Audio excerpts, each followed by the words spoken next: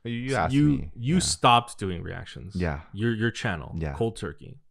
Did you by the end of it, did you not like doing reactions? Yes. Yes, you liked it, or yes, you did not. Yes, I did not like. No, I did not like doing reactions. I know it's confusing. Yeah. No, Well, I did not. Why? Because so the reactions, I felt like I could do so much more. First of all, like I could provide so much more value to the people that are watching our videos. Your haters would disagree, but Yeah, our haters would disagree, but fuck you. They would be like, "Who's this 30-year-old man thinking? Yeah, who's this old ass guy watching K-pop? He thinks he has value." Okay, he thinks his opinions are meaningful because he's Korean or something. Anyways, yeah. so- So anyway, I thought like, okay, this is just like really, really, really low hanging fruit for us. Because like the reactions we were doing, they weren't really digging into anything deep. It was just like, BTS, woo. That's about it. Okay. Like we could do so much more. Yeah. With our level of, I don't want to say it, but intelligence. Yeah. Yeah. And understanding. Yeah. Of the industry, like Yeah. I could do so much more, and we're just sitting there, just watching K-pop videos for 5 minutes, and that's about it. Yeah. And I thought that was like, okay, this is just not challenging for me, and Yeah. I am not enjoying it, and this is not what I want to do anymore. Yeah. In the beginning stages, I think we started in 2016, so like in the first like few, maybe a year or so, I really enjoyed it. Sure. Because it was kind of a new experience for me, and also like it was getting popular. It was getting popular, views. and it was getting us popular. We were, doing People were stuff. like, "Oh my god, yeah, it's DKDKTV. It's good. Yeah, yeah, I yeah. agree with it. And it wasn't as saturated. Yeah. There was no bris. No, just kidding. You just met him. I just met. Piece No of shit. Cameron Phillip. None of these people. Maybe you, but you were smaller, so I was like, That's true. whatever. He's not. He's irrelevant. He has to hit a certain number. Yeah, to be visible. Yeah. No, I've thought that about certain YouTubers. Yeah. I mean, like the thing with YouTube is like, unless they have a similar number of subscribers as you, or unless they make really, really good content that is just bound to get popular, I don't really consider them as competition, right? Yeah, like you don't really see them as competition. Like, no offense. But there is like certain people where like even if their numbers aren't there, some people I'll see like their content is really good. Or even if it's not good, even if it's like, I know this is gonna take off. I may not like it personally, but I know this is gonna take off. Oh yeah. Then you just keep an eye on it. You know what I mean? You have to like, all right, right now it's at X amount of subscribers, and then you check back in a month, you're like, shit. Yeah. And most of the time you're right. Yeah. You have that feel. Yeah. I feel like we have a very good understanding of YouTube, and even if it's good or bad, we know what's kind of always gonna trend. Take off. I guess so. Then to answer your question, I like it, but I'm very burnt out. I'm very burnt out on doing reactions. Just because, first of all, there's no money in this. No. There's unfortunately. There's no fucking money in this. And I saw an Instagram post a couple days ago where they posted a photo of Dre. And they were like, unpopular K-pop opinion. I think most of the reaction channels are just doing it for the money, for the views and the money, and then I see them ranting. Where the fuck is the money? And then I see them ranting in the comments. They're like, yeah, YouTube reaction channels are pretty easy money. I'm like, shit, where did I go wrong, right? I think that's... Where's your Lamborghini? Yeah, I think no matter how many times we reiterate it, no matter how many times we say it, it's like... I mean, it's difficult to understand. Yeah. They're like, you don't make money? Like, that video has 100,000 views. And it's like... It all goes to Big Hit. Yeah, it all goes to Big Hit. Like, unfortunately, reactions is not... monetized. Yeah, it's not monetized. I don't think it ever will be. No. I think people people just don't have a basic understanding of copyright, Mm-hmm. and that's why the whole K-pop apocalypse thing happened Mm-hmm. last year. Yeah. And people have already no idea what that is. Yeah. They're like, oh, why aren't you like, could you please react to this live thing or whatever? And I'm just like, nah, because of, you know, blah blah blah, or like the K-pop apocalypse last year, and they're like, and nobody knows what it is anymore. Nah. Like the cycle of fans clear out so quickly nowadays. And I think the thing is, like, they forget very easily too. Like, They so even forget if very they've easily. experienced it, it's like the Yeah. next week they forget it and they're on to the next Yeah. thing. Yeah. Because like if I see, like, I'm very active on Twitter. Mm-hmm. And if you see the cycle of discussions that they go through, it's nearly like, I would say 48 hours max per issue. Yeah. And then they just go on to the next thing Yeah. to attack. Yeah. And it's Yeah. pretty fucking funny. Yeah. I would say, like, Oh, if no. I'm having a bad day, I usually go on Twitter. Oh, you're an insane And then, no, this is what I do. I search DKDKTV. person. You're an insane And person. then I pick this random 14-year-old girl who's gonna shit comment on my channel, and then I start picking a fight with her. Oh my god, you're like, Am I destroying my career right now? You're destroying my career. No, but this is No. what I do for fun. See, I'm You teaching these kids a lesson. I believe in harsh punishment. I believe in discipline. So like, I'm teaching them the harsh realities of life. Like, if they can't handle a 28-year-old man shitting on them on Twitter, then they aren't gonna be able to handle the difficulties of real life that they'll face when they're adults. You know, you sound like a psycho, right? No, but like, hey, they attacked me first. I'm not initiating a controversy. I'm Okay. usually like, there's already, like, when I go on Twitter, there's already a controversy regarding me inside. Yeah. So it's like, I'm just jumping in. They were already having a conversation about me. So you say that when you're having a bad day, you go on Twitter. Yeah. Twitter is what makes me have a bad day, and I get off Twitter. I think it's like a vicious cycle for me. Like, sometimes I just go on Twitter to tweet, and then I see my tweets and I start having a bad day.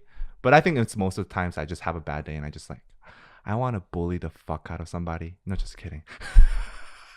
No, I just want to, you know, have a nice little conversation with a 14-year-old girl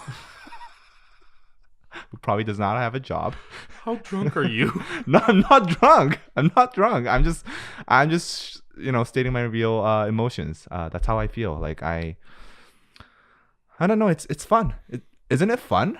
Isn't it fun to like just trigger them? No. I think it's fun. I think the way they react is just like, I just want to push the buttons even more. Like, my God. it just makes me want to trigger them more and more and more until they're like, they can't handle it and they're gonna cry. And then that's why I'm like, okay. When they block me, it's like, okay, you block me, bitch. I taught you a lesson. You're a Don't psychopath. fuck with me. You're a psychopath. And then, do you know what I do? What? If they block me? What? I go on another account. I have a second account. It's a secret account. Daddy, what? And I check their profile to see if they're shitting me even more. and then if they are, then, you know, it goes on. Daddy. So that's my secret. That's my secret hobby. I go on to 14-year-old girls' Twitters and I just trigger the fuck out of them because that's fun. That's messed up, man. It is? You have messed up hobbies. It's okay. I mean, I watch- we're all messed up inside. I watch TV. You watch TV? I Yeah. haven't watched TV the past 10 years. Like, I kid you not. Like, I went to mass communications for my major, and that's like TV broadcasting plus, you know, journalism. I did not read newspapers. I don't watch TV after I entered college. I think like I don't know, maybe Korean TV is not fun. Korean TV is not fun. Yeah, it's too mild. It's too mild. A lot of melodrama. Yeah. I'm not into it. Yeah. So Twitter's where it's at for me. Just triggering So that- 14-year-old girls is So that's way your more hobby. fun. Then. Your hobby is Twitter. That and hockey. You lead the most saddest existence I've ever heard. No, what? Why is it sad? Hockey is a great sport. You lead the life of like a sad bachelor. Like, It's like I play hockey and then trigger Twitter fangirls. Oh my god. I consume media content all the time. I'm like, I mean, I love watching YouTube videos, but the thing is with me, I feel like I watch the screen all day. That's my job, right? I can use some off-screen time. Like I need some off-screen time. No, I love I can't. the screen. I can't. No. I love the screen. You want to be in the Matrix? I'm addicted to the screen.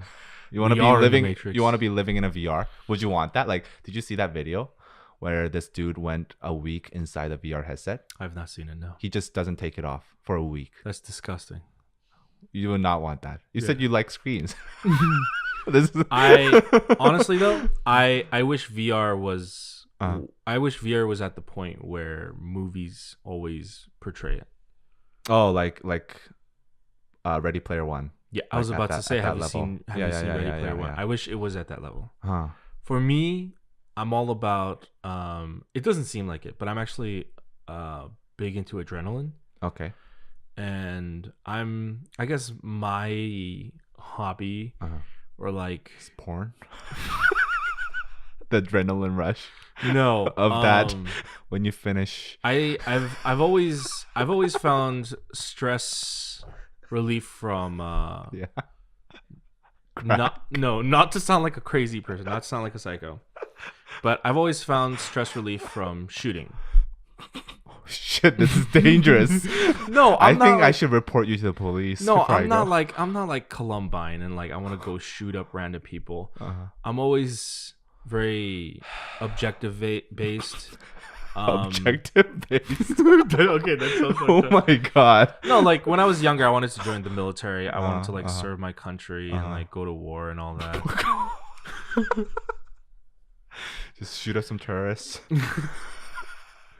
Yeah, I mean, early on, like, still my favorite game to this date is Call of Duty Modern Warfare 2. And just like, I don't know, there's something about, I get a rush about being really good at pinpoint accuracy, you know? And I don't know, I wish VR was at that point where you could get the immersion of not just trigger fingers anymore, where I could like get hit and actually hurt. Get hit and like actually get hurt and like feel like running and like I'm legitimately considering, like, if I ever get myself out of debt, of getting into airsofting. Oh really? Yeah, because apparently there's some really hardcore airsoft in America that I did not know about, where people like hold like war simulations with hundreds of it's people. pretty crazy. Yeah, I saw it. Yeah, and I was just like, oh fuck, this is what I've been looking for, you know? I don't need to kill anyone, you know? I like the rush. That's good news. I like yeah. So I guess it's not so much shooting. I like the rush of combat. I like the rush of combat. And you're a man. 상남자. Manly man. Yeah. No, I don't think I'm a man. Like, I don't know. I always like, I saw this one video a few years ago of the Korean Special Forces training. Yeah. And it looked really fun, where it was in the winter and it was like a snowy mountainside. And basically they're snowboarding down. Oh yeah, I know and what you're talking about. and they're shooting each other. I think it's like two teams fighting each other yeah. while snowboarding and shooting each other. I was like, That's pretty badass. yeah, I was like, that looks fucking fun. But I assume that's not what the military's like in Korea. No, I have zero experience snowboarding down a mountain and shooting each other. But you did go to the military. Yes, I did. But I was an interpreter. And You know, and you know what I did? You know what I did? What? I think my subscribers would know. Some of them would know. So basically, my base was an academy, and they had 0 U.S. forces there, and I was an interpreter there. So like I taught. The only thing that I could do was teach the cadets English. That was supposed to be my job, but the thing was, we were just like regular soldiers. So the officers would be the professors. They're supposed to be the professors, and we're just regular soldiers. So we can't teach. So technically we can't teach, but the barracks that we were based in, they thought we were teaching, and our office that we work in, they thought we weren't teaching. So we weren't teaching. Yeah. And basically we would tell our barracks like, oh, we're teaching, so we're busy, so we can't go to the barracks. So basically we were like napping in a room for 2 years. That's basically it. Like literally, like I went in there and they told me like I was a special child because you haven't chosen to nap for 2 years. And my entire day revolved around working out. So like you know how they have night watch and so basically you wake up for like 2 hours per day and then you just have to like just stay awake to make sure nobody goes like crazy or something. And on days that I have night watch, the next day I would nap extra long to make sure it doesn't affect my workout. So like my entire day revolved around our workout. And when it's like 4 p.m., that's when like I can start getting out. So I'm like, okay, let's warm up. And then 4:30 I just go into the gym. Wow. Just work out. Wow. So that was 2 years. I just wasted it. Yeah. I could have done so many things. Like that's the one thing that I regret about the military is like I could have done so many things there. Like read books, but I just chose napping and working out. And you didn't even maintain it. No, I did not. I was like, fuck, like as soon as I went out, I was like, I can't do I this. saw his passport photo and he looks thick in his passport photo. Oh yeah, my neck is thicker. His neck is thicker and it looks like he's, and not in like thick like he's big or fat, but like it looked like Korean Captain America neck, you know what I mean? Like I don't know about that, but... no, but like you could tell like he's got shoulders, you know what I mean? So what happened? Here's the thing with working out, like if you stop, you're fucked. Not necessarily that, because like if you stop, but if you have a lot of experience working out, then once you get back in, it's very easy to gain muscles again. Like your body kind of remembers, so it's like really really easy. But the thing is, like when you're younger, you have less shit to do, basically. That's true. So like when I was in college, I'm a little bit extreme in that when I do something, I just go all in. Oh, me too. So the thing was like when I went to college, I was super skinny. I was like really, really skinny kid. And I really hated myself for that. So I wanted to work out and gain weight. And I started working out and I got super obsessed with it because I was gaining weight so easily. It's like if you're a beginner, you gain weight easily, right? So I got super obsessed, and to the point where as a freshman in college in Korea, I just went completely sober, stopped drinking, like not even a beer. Wow. For 2 years. Wow. And when my friends called me to go out, like for dinner or something, I just fucking hated it because I did not work out yet. Like, don't ruin my fucking workout. I just came back from school. What were you, like Kim Jong-kook? Like, I was pretty buff. Yeah. So basically, like that was my mentality. Like, if I'm gonna do this, I better do this right. And then I got hurt, and I got injured myself, so I quit for a few months, and then I went to the military, did that again. But the thing was, like, after I got back out, I just did not have the drive anymore. Like, I lost interest. It's like I've been there, and it's good, but that lifestyle I do not want to maintain because it's like I have no social life. I had no friends. My life was just working out, maybe playing the guitar, and then maybe I played a lot of Counter-Strike too. Oh my god, you're so Korean. I used to be super into Counter-Strike, so Counter-Strike? Yeah. Did you play other stuff like Sudden Attack? When I was a kid, yeah. But I was like super into Counter-Strike 1.6. Oh my god. When I was in middle school, and I actually went to like competitions and shit. But the thing is, like, that game was completely dead by that time. Yeah. So it was only old ajashis that were playing, and so I would be playing beside old ajashis for the clans. Yeah. Wow. It's interesting. I'm also Yeah. super intense. The last time I actually tried to work out and lose weight, and I, like you, when I go in, I go like all in. But for me, the problem, because like I have a very addictive personality. Yeah. This is also, since you want us to talk about drugs, this is why I don't do drugs. For sure. I know I will be addicted to drugs. I know that's in my gene pool. Like I can tell that. So last time I really tried to work out was maybe like 3 years ago, 3-4 years ago.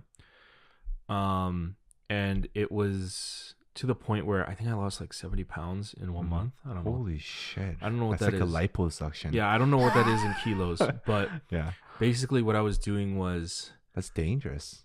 I put myself on a diet, not a crazy diet, like a normal diet, like fruit, veggies, chicken breasts, vegetables, right? And then I think maybe the first month or the first few weeks, I would work out every weekday. Okay, for 1 hour. Yeah. Okay. It's not too hardcore. Yeah, that's not too hardcore. And then I got to a point where I had to also work out on the weekends because one day I started feeling really sick. I couldn't understand why. I realized my body was going through withdrawal because it was Saturday and I wasn't working out. Yeah. Like I didn't realize it until I was like workout withdrawal. Yeah. I went. That's a legit thing. Yeah, I went through workout withdrawal. Like sometimes, like even now when my body's in a lot of pain, I just like I should probably work out. And if I work out, I feel better. But like. I didn't realize I was going through workout withdrawal until I went to I was just like, I got nothing better to do. I'll just go to the gym. And then after the gym, I'm like, oh my God, I feel so much better. Like if I feel like this rush of adrenaline, I'm like, this is what I was missing. You know, that's why I know I can't do drugs. You're about that rush. Yeah, I'm always about that rush. And that's how I live my life. I always make decisions based on like the rush. Yeah, the rush. You're addicted to the rush. Yeah. So after the first month, the second month, what I was doing was I went to the gym twice a day, once in the morning, once at night, for 2 hours each. So I did cardio in. That's intense. Yeah, I did 2 hours of I did 2 hours of cardio in the morning. Yeah. I would wake up at 4 a.m. and I would go at 4 a.m. and then I would do 2 hours of cardio in the morning, and then I would do 2 hours of weights at night at like 11 or 12. You don't sleep. Yeah, I wasn't sleeping at the time. I was sleeping maybe from 12 to 4 and like just like that. And I did that for a full month and I lost 70 pounds doing that. And just like on a healthy diet. And I was just obsessed with working out. But my problem is once you get me on like a rhythm, if something comes in and throws me off, I fall off hard. You can't go back. I fall off really hard. And for me, the last time it was a girl. And like it was a girl and like girls are always the problem. Girls are always the problem. And so I know. She actually worked like a graveyard shift. So she worked from like midnight to 7 a.m. Yeah. At some kind of newspaper or something. So like but then it was also midnight to 7 a.m. so she had nothing to fucking do. So we would just talk and text during that time a lot. Sleep. So like I would either not go to sleep or I would be like, I could go to the gym, but like, I'll just text her. Yeah, I'll just text her. Yeah, I'll just talk with her and then like, I'll go tomorrow. Kept doing it. It was for like a month and then I realized I haven't worked out in a month and I'm just like, shit. And then like it was also a waste too because then like when I realized that that's what was happening, I just stopped talking to her. Like either choose one or the other. I chose neither. What are you doing with your life? So like I cut that off completely, but I'm also very intense. I think for me like women are the issue too. Like that's not what I was saying about me. No. I'm saying like for me it's like ladies, that's not what I was saying. No, I'm crazy about women. So that's the issue. Like this is where the podcast is going to get interesting. Okay. We're going to talk about women apparently. After an hour. It gets interesting. So like my issue is like every movie. My issue is like it was all set up for this. Yeah. It's the Hobbit. Yeah. This is the climax. My issue is that so like when I meet a girl that I really, really like, I just like kind of revolve my schedule around the girl, which is really, really bad. You're so stupid. That's exactly what I do. I know. Yeah. And the issue is like, see, if I was working a normal 9 to 6 job, I would not be able to do that. Yeah, so it's like, if I was doing that, then I could just like force myself to just, live my life And then see her like on the weekends, whatever days I have free. Yeah, but yeah. the thing is, like, I am very, very flexible with my schedule. Oh, that's my problem too. Yeah, so I try not to do that, but I can. I know I can. You have the ability to do so. Yeah. Like I usually like I just try to keep a 9 to 5 schedule, but I know I can. So like, say if this girl I really like, oh, she's like free on Tuesday, and she wants to go to the museum during the day. It's like, okay, fuck, I'll just go to the museum. Yeah. And then my schedule starts getting fucked up, Yeah. and I don't do work. And then David's like, why are you not doing work? And are you seeing this woman again? It's like, no, No, I don't fucking know. You sound like shut up. You sound like a dude cheating on his wife. It's like, are you seeing that woman again? It's like, no. No. Oh. No, but I just I think that's an issue that I have. Like I'm very open. I'm a tool. No, I'm not Ladies. a tool. Ladies, I'm a tool. No, I'm just like, I have a very high sex drive. I gotta censor that. No, why? I gotta censor that. I just have a high sex drive, and Oh my god. I just like want to like spread my jeans so bad. I gotta cut this out. So bad. I just want to do that. Calm down, Genghis Khan, please.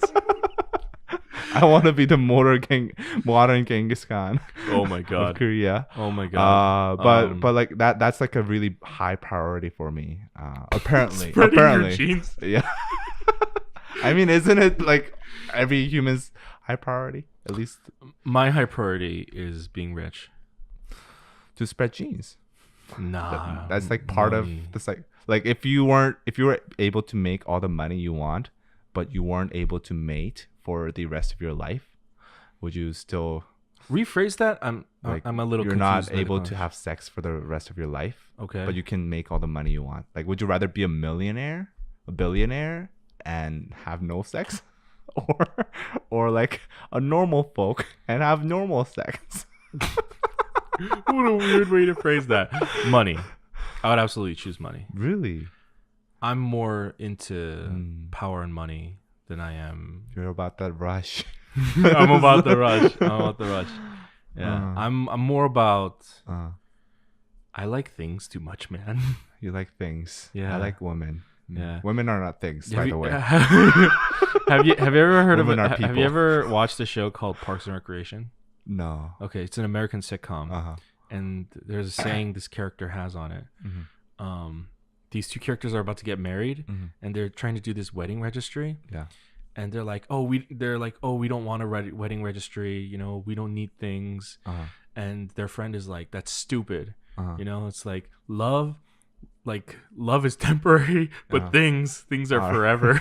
Gold is forever. Diamonds are forever. Things are forever. So that's I don't know. That's how I've always viewed life. But let me ask you. So then, when you fall, for a person, do you fall hard and do you fall quick? I think the girl falls quick.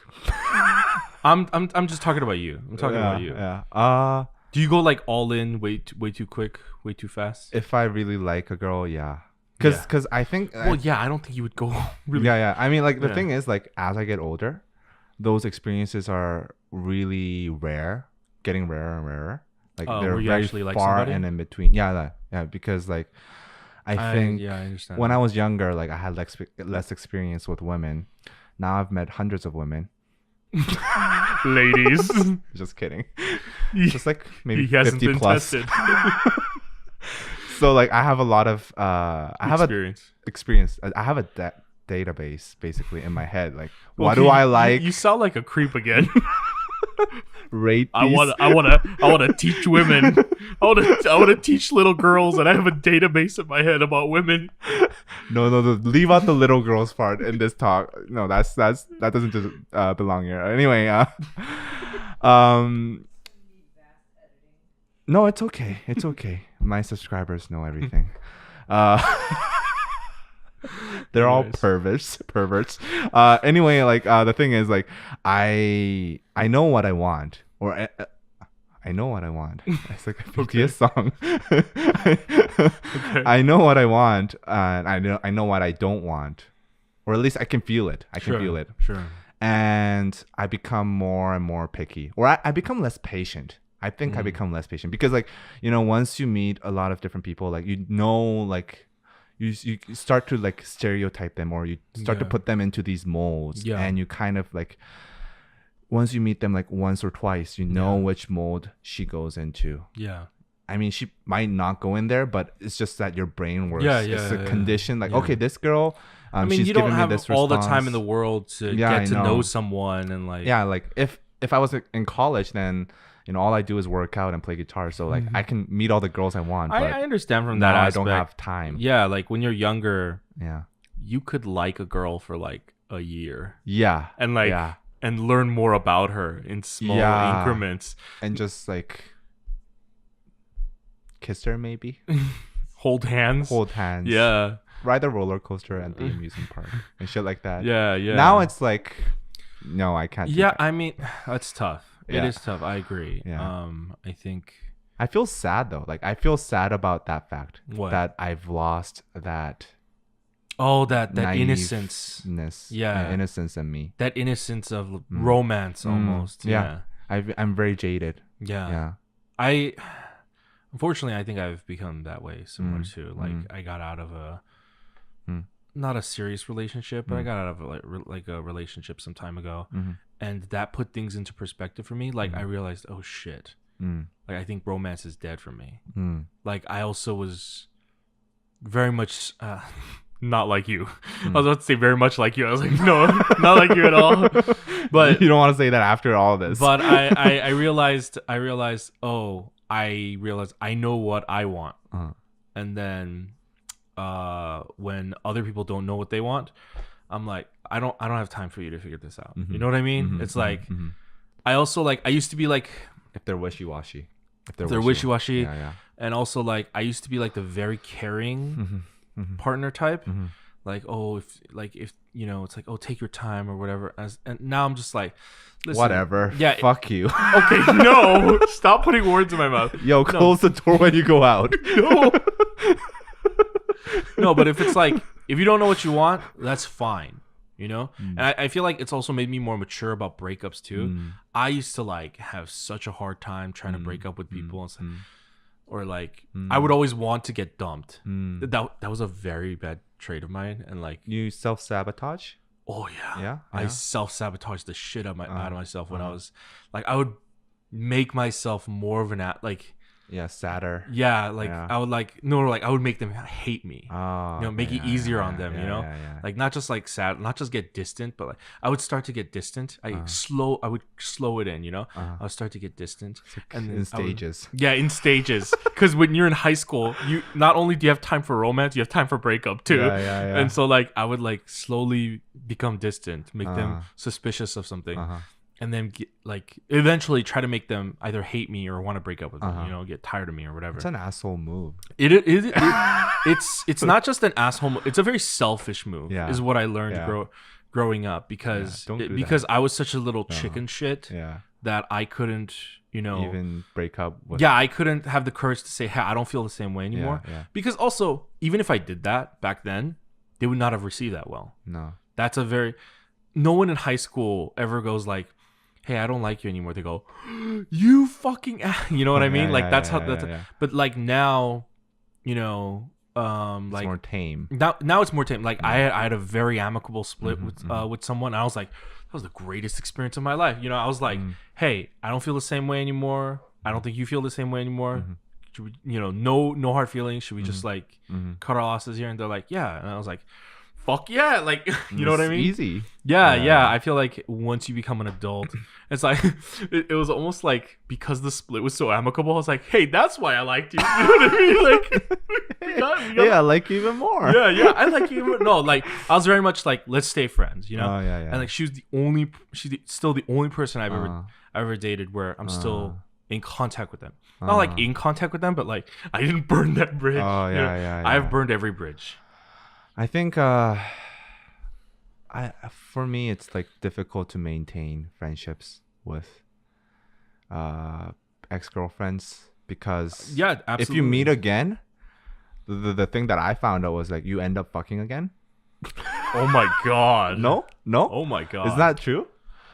I have Yeah, like never. I've never. it's very easy. Like it's I mean like you don't meet with the intent of having sex, but it's very very easy to just like, oh yeah, we did this shit. It's familiar. It's not like it's nothing big deal. It's not a big Yeah. deal. You know, like when you do it again. So like it's very easy to fall into that trap, and then things become very complicated because you know you may not feel like you know this means anything, but she may feel like, oh, it means something. It's a second chance. Yeah. Like So that, yeah. it gets really complicated. So I just prefer to like not really. I can't do that. Yeah, I can't do that. I've never run into No. an ex ever No. in my life.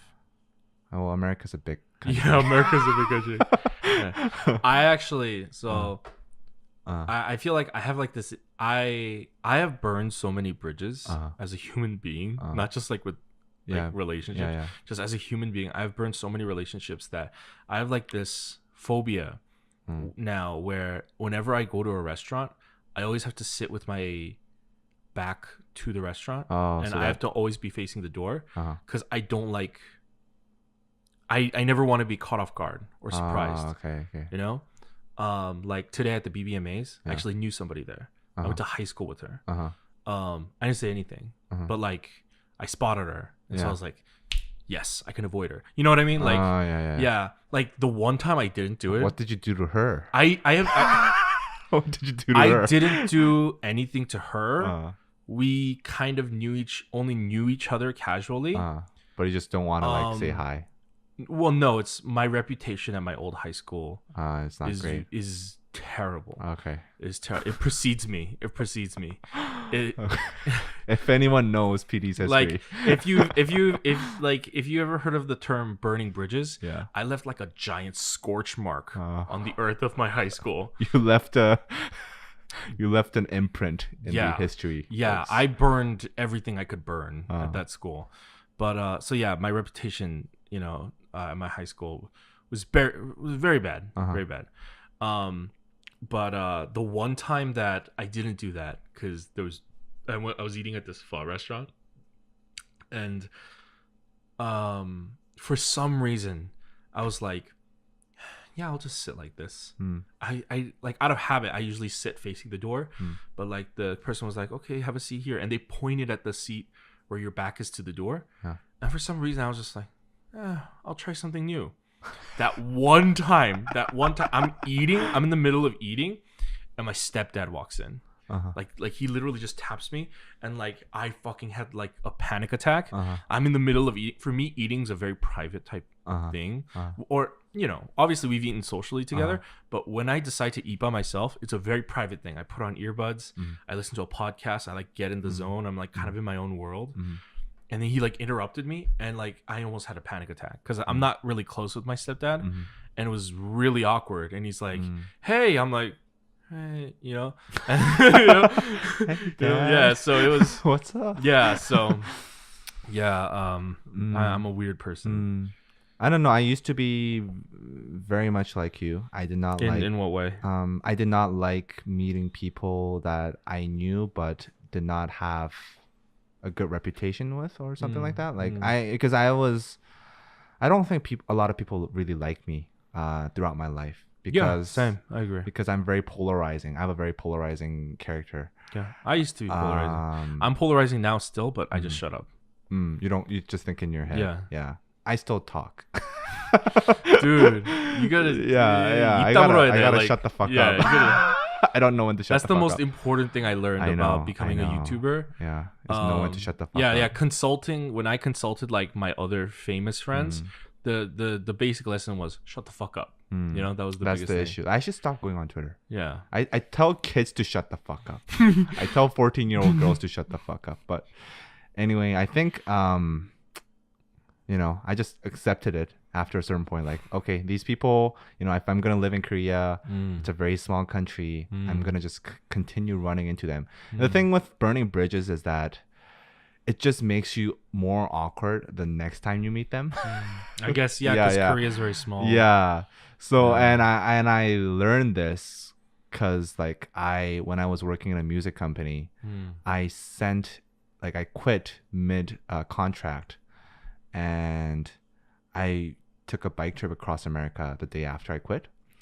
And I was like, this is really cringy. But I was super young at that time. I was like 23, 24. And I wrote an email to the entire company. Like it was like 250 people. I wrote an email to the entire company, like saying, "Okay, you losers, just go fucking rot." Now it wasn't obviously worded that way, but it was like, the essence was like, "Okay, you losers, just fucking rot in this shitty ass shithole, while I go chase my dreams and biking across America. And if you want to see that, here's my blog, bitch." Here's my blog if you want to follow it, bitch. And then just drop a URL and bye-bye. Fuck off. Oh my God. Good day to you. And I did that, and I thought in my head, okay, I'm never gonna fucking work in the music industry ever again, because I just did not like what I saw there, and I just did not like the experience. The entire I agree. The atmosphere of the industry is very toxic, and it's very aggressive. People are like very aggressive to each other, right? And it's just, I don't know. It's exhausting to be in there. And I did not like it, so I thought I'd never be in there. But believe it or not, I make a K-pop reaction channel and focused around music. And I'm like making videos about these K-pop idols, and I'm like, okay, fuck, I'm gotta work with them again. And actually, like, a lot of the people that used to work there, they went into other music companies, and yeah, that kind of affected my reputation in the industry. Wow. So it got back to me. Wow. I mean, now it's like, I think it's a little bit better, but it's still like people know me. Wow. So it kind of sucks. Oh, Yeah. wow. So the lesson here is that don't burn bridges. Yeah. Yeah. Why do our parents never teach us this? That your No, actions... my dad told me that don't burn bridges. But Yeah. I just like, fuck you, Dad. Yeah. I know I know what I'm doing. You burned that bridge. No, I still meet my dad. Yeah. Meet your dad. But anyway, I think that's about it. Yeah. So, how does it work for you being a YouTuber and meeting people? How does that affect meeting people in that regard? I think here's the difficult part that I am in, is that the women that I meet are generally older.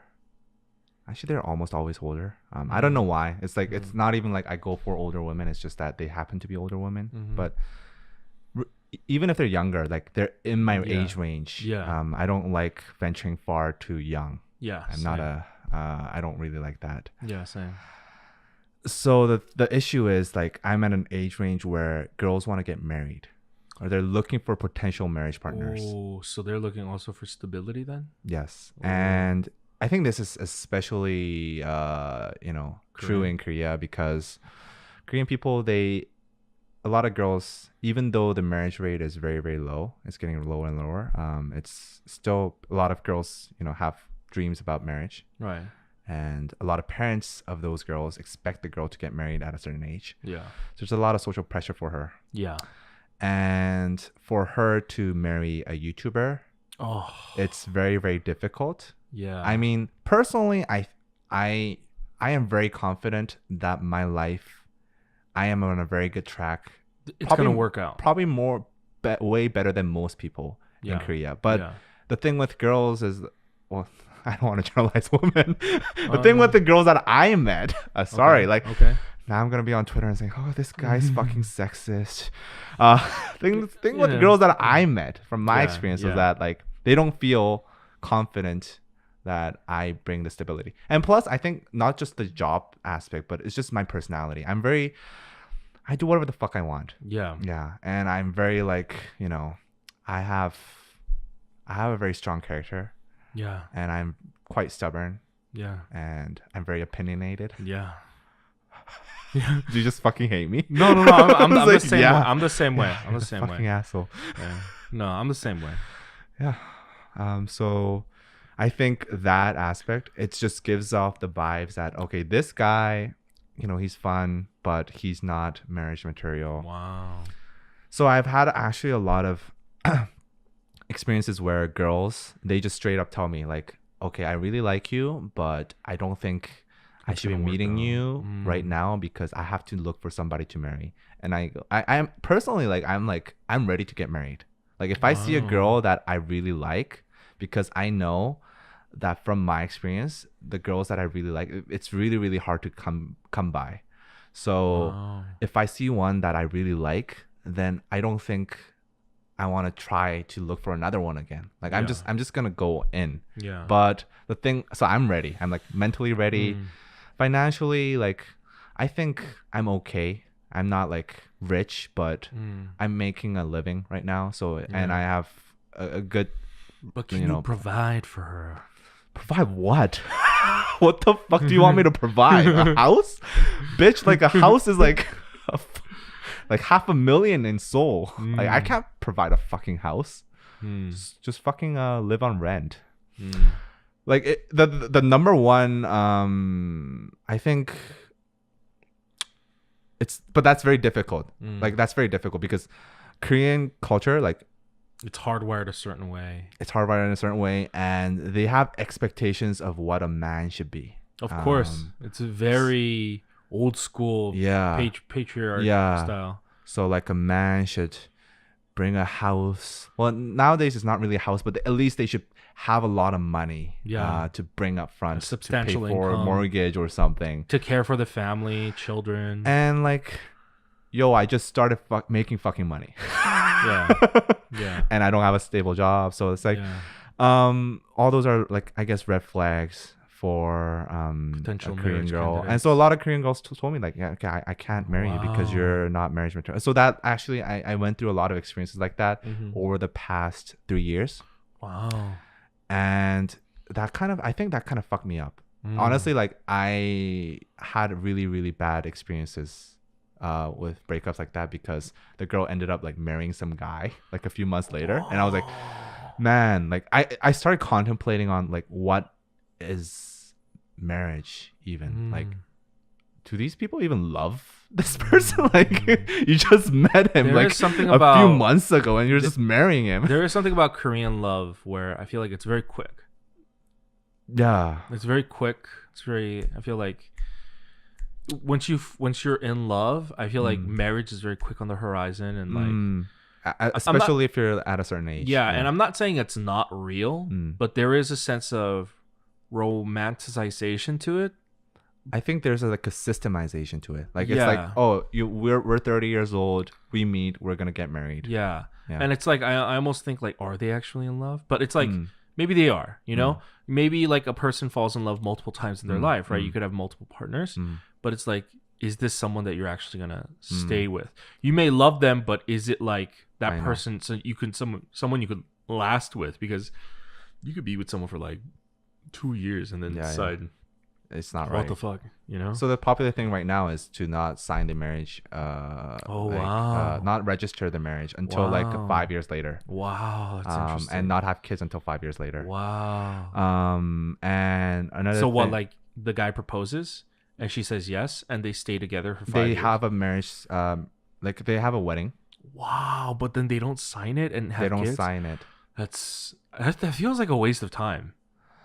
I mean, if you're gonna have a wedding, and it's a common thing because like in Korea, if you're divorced, that also is very negative. Yeah, I know that. You know, like if you're gonna have a wedding. Well, here's the thing: weddings are essential. I don't consider it essential, but a lot of people consider it essential. Yeah, it's like a thing. So like it's part of the culture. Wow, that's crazy. And they're expensive. The weddings are fucking expensive. I mean, yeah, same here. It's a $1 billion industry here. Yeah. But that's that. And also, like now that you mentioned like how it's like so quick, you know, there's blind dates that you meet even before you meet. You meet under the premise that you're gonna get married. Oh, really? So. We say 결혼을 전제로 만난다, but we do it like, you know, before we even meet. Like, oh, I'm looking for somebody to marry. Can you find me somebody? So what that usually means is like, okay, I'm looking for, you know, a guy with this background or a girl with this background. It's so culturally interesting there. And honestly, like I think I'm not Korean enough to be like that. Like, I'm not saying that's wrong, but it kind of is I don't feel it. I'm glad I don't live in Korea Yeah. because knowing my style, I'd be married within like a year. Really? Yeah, and I'd probably be divorced within like 3 years. You know what I mean? It's like knowing my style, like I fall quick. I fall quick, and then I get over a relationship like really fast, and then I'm just like onto the. Wow, you have very different relationship problems than me. You have very different obstacles. We have very different. I'm honestly issues. like the thing with mine is like it's very hard to overcome. Like it's like the girl actually likes me, but it's just like social pressure is saying you can't marry this guy. It's like, well, I can't fucking change society. So what do I fucking do? I can't do that. Like, so honestly, like I'm just like way too frustrated. I'm just like really, really frustrated. And I kind of, I'm at this point where like it's not good, but I've kind of developed like a pessimism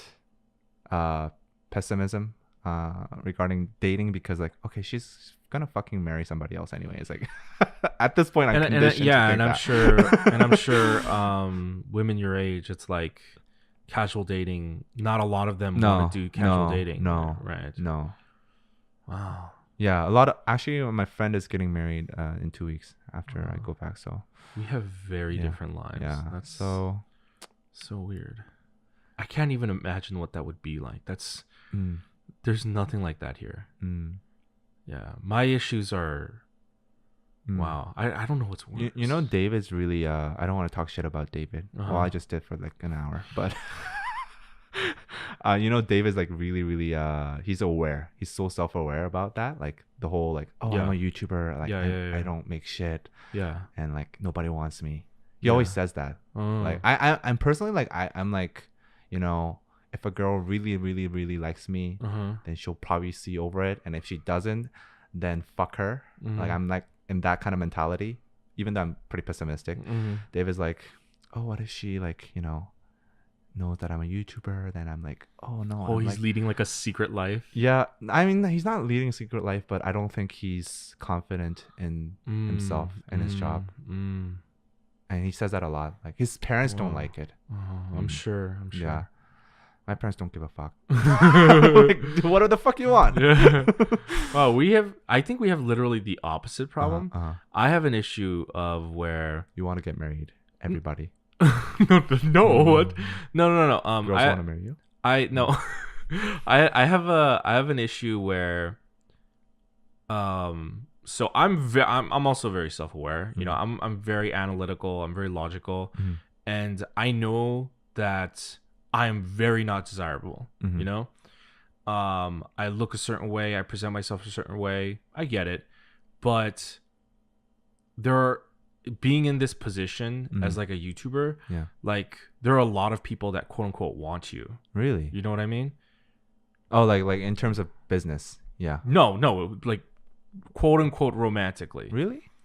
Where are these people? Well, okay. I should move here. Okay, let me phrase it. What the fuck am I doing? Let me phrase it differently then. They want to use you. No. If I meet somebody and I'm like, oh hey, this person is cute, this person is interesting, or whatever, and they're giving you the time of day, and then it turns out they know who you are, that's a turnoff. Oh, like they know your channel. Yeah, they know the channel, or they're like a fan or something like that. Because then that involves like a whole kind of mental jujitsu of like, are you using your fans or taking advantage of your fan? You know what I mean? It's like I don't want. You're turning off groupies, your potential viewers. I mean, it's the truth. They're disappointed. It's the truth because I want to be responsible. You know? Yeah. I know what you mean. I want to be responsible. You don't want to be in the position where like you're using your YouTube status. I don't want to be Harvey Weinstein. You know what I fucking mean? Yeah. And it's like whenever there's anyone remotely just like. I know. Yeah, just like, but the problem is that because I present myself a certain way, and I know that's my fault, because I'm a lazy piece of shit and I don't work out. But the only type of people that like give me the time of day are people who actually know my work, and know my personality. But then they're a fan. Then I'm just like, so like I have the weird opposite problem. I also used to be super monogamous. I was like, fucking heavy relationship. You know what I no mean? fap. No, God no damn it. porn. Stop making no me fap. edit. Stop making me edit this. God damn it. No, I used to be very much of the Tie your style where hands like here when you're home. very no, like just very serious relationship. You know, very intimate. Yeah. But now I want to just fuck it all. no, I wanted to date more casually and date more and meet more people. You know what I mean? But then again, ran into this issue. I went somewhere recently. I went away, and I thought, you know, this is a place. This place is not my scene either. So I'm like, people will probably not recognize it. It'll be completely fine. People still recognize me. Wow, you're so famous. Are you PB? It's like weird. It's like weird pockets of places. You know what I mean? And so it's like, you know, if there's anyone that's remotely attractive that gives me the time of day, they know who I am.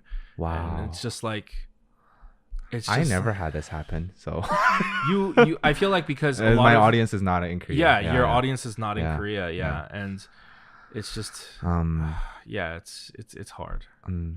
I had someone tell me, it was my sister actually, because there's also the problem of like nowadays people also talk shit about you. I feel like Koreans don't really do that. Maybe no, they do. They do a lot. Well, okay, maybe people talk shit about you on the internet. And then it reaches out, you know, it spreads, especially if you're someone of notoriety. Not that we're someone of notoriety. But I was talking about this with my sister, and she was like, you can kind of only date only other celebrities now.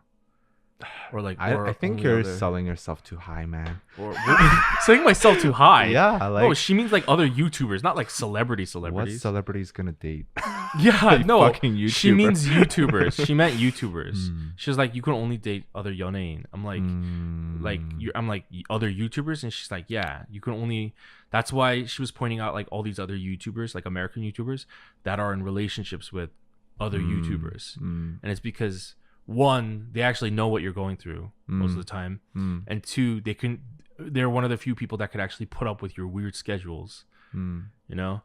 And I get what you mean. And lifestyle. I think the difficulties that we go through, and this is one of the reasons that I feel really lonely. It's just like not even like women, but it's just like friends in general. Yeah. All my friends are either job seeking because they just graduated, or are employed in like a corporation. Yeah. So they're office workers. Yeah. They don't understand what we do.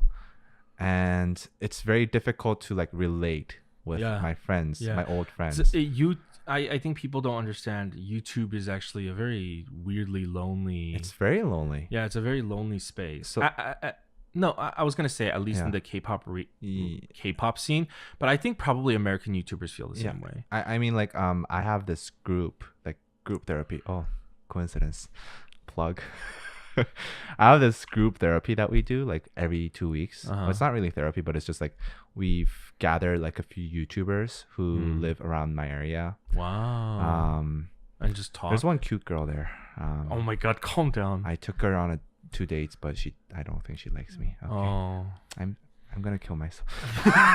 But anyway, no, I will say, if you're watching this, shout out. If you're watching this, girl, home girl, text me, talk me. But the thing was like I think all YouTubers go through this because like they're Korean audience YouTubers, but they also said the same things. And the reason we meet is like because we're like living like hermits all this time. We need time to get out and socialize. So like we meet and talk about, you know, what happened the past 2 weeks. Yeah, I will say, and I told you, think it helps. I told you this before. Oh man, we should do that too. What? But I you know, grasping notoriety, grasping like fame is really hard, especially when for a long time I did not accept it. I kept saying I'm not famous, I don't have fans. I don't think I'm famous. I don't think I'm famous, but you have to understand. People recognize me, but I'm not famous. But you, dude, I mean, I guess you've never been to a K-Con, right? No. When you go to K-Con, it's like I get stopped like almost every, and that's just me. And that was that was 100,000 subscribers ago. I got stopped like every 5 minutes. Uh, You would not be able to walk, you know. But it's like that would be nice. I at a certain point I realized I was acting too irresponsibly because I was not accepting that I was quote unquote famous, and I was just trying to be like everybody else. Yeah, just enjoy. Yeah, and you can't do that. You have to kind of Be on understand. Understand you're in a position of power. You're like the Mickey Mouse in Disneyland, or maybe like not Mickey Mouse would be JRE. You're like I'm like Goofy. I'm like Pluto. Who the fuck is Pluto? Pluto is the dog. The dog. Yeah. Okay. So I would be JRE's bitch. Yeah. Am I like Donald Duck? I'll be. Yeah, you'd be a Donald Duck. Yeah. Okay. Yeah. Thanks. Where was I going? Oh, but so like when I was trying to figure all this out, I was getting a lot of hate at the time, and I was going through a very dark time. I didn't know how to handle it. You know, there's no guideline for any of this, right? But what helped me was whenever I see you guys getting hate on Twitter, I always think I'm not alone. At least they have it worse than me. No, not what.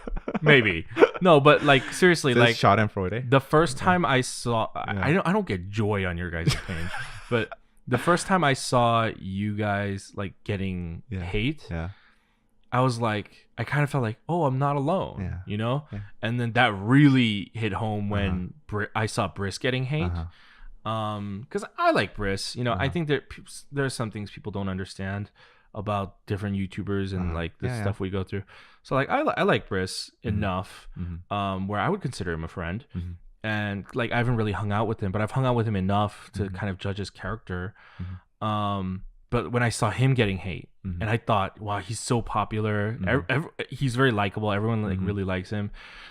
Even that, I was like, oh, I'm not alone. Even this popular guy. Is getting hate. Yeah. I wasn't like yes, but I was like, I understand what you mean. It was like it's like, okay, we're in this together. Yeah, we're like bros. I think so. I didn't understand that because the first time I saw that, I think I messaged the DKDKTV. Oh, I think you did. Twitter account, and I was like, listen, guys, it's okay. Yeah, it's okay. And then you guys were like, yeah, it's fine, Every day. I think this was like right before you guys were getting canceled every week. Okay, yeah. And then I saw you guys getting canceled every week, and then I saw you respond, and I was like, oh, okay. Okay, I get it. Yeah. So yeah.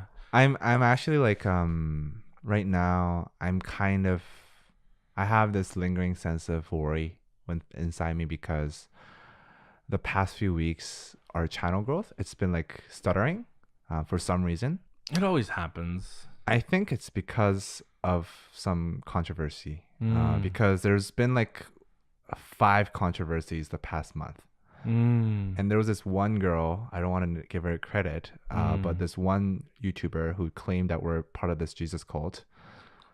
Or she didn't name us. Yeah, she just said this Korean duo, and everybody assumed it was us. Yeah. So shit like that happening, like, I mean, like, I can understand people hating us on our character and shit. Like, I can totally get that. Not everybody has to like me.